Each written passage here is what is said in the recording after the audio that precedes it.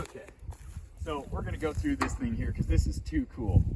This is an old Dodge. Come over and get a close-up on this. There's a 6-pointed Star of David in the old Dodge pickups. So this is an old Dodge, a Model T era Dodge truck. And so come over here, they can get a look. This is a 6-cylinder engine. So it's just an old inline 6 gasoline. And so come over here.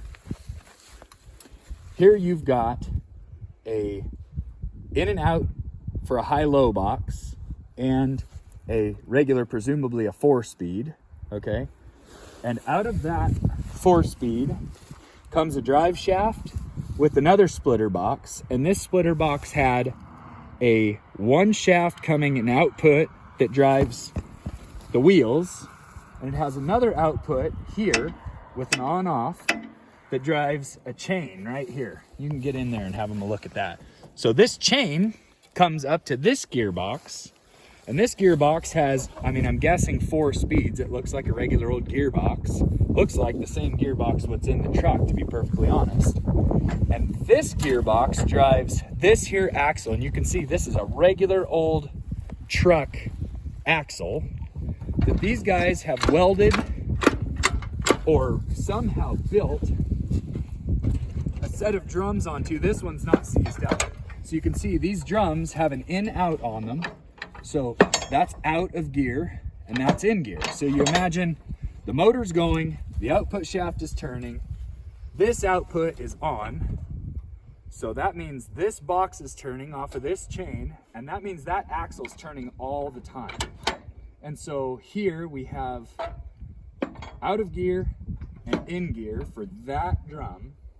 So when that drum's in gear, this drum pushes up against a solid mounted coupling, and it drives. There's a brake for each drum. Right here's a drum brake, and each drum has one.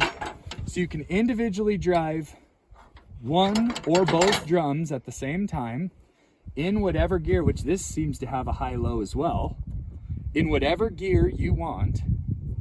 And off of these 2 drums, right here in this arch, they would lay a log across to the front of this machine here, and they would guy this machine off, presumably off of here, clevises, whatever you needed.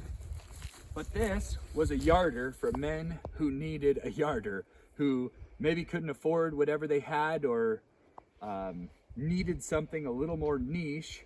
And so it's just a testament to the ingenuity of men.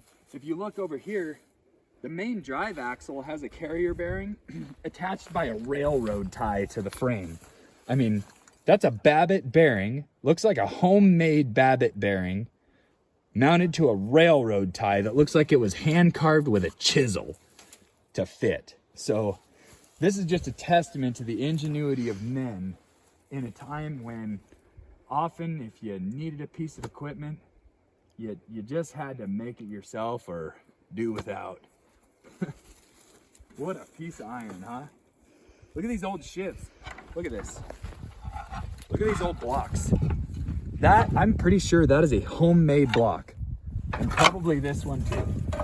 They probably went to a blacksmith and said, hey, you know, I need something. And maybe these are store-bought blocks, but if they're store-bought, they haven't made them like that in probably 100 years. Incredible. Matter of fact, that's the same axle out of another one of these Dodges. So that's probably where that transmission and where that axle came from, because that's the same axle as out of that Dodge, and that's the same transmission as out of that Dodge. So they probably had 2 of these Dodge pickups. Said, man, we gotta get a yarder made out of at least one of these.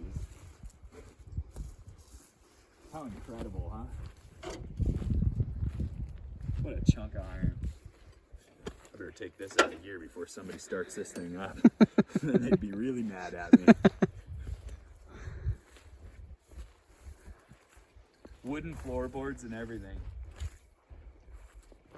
Little battery bucket right underneath the driver's floorboard. Isn't that incredible? Shoot, the thing's still got an alternator belt that's in good shape.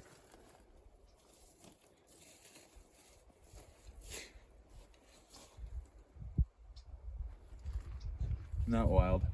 That's very cool.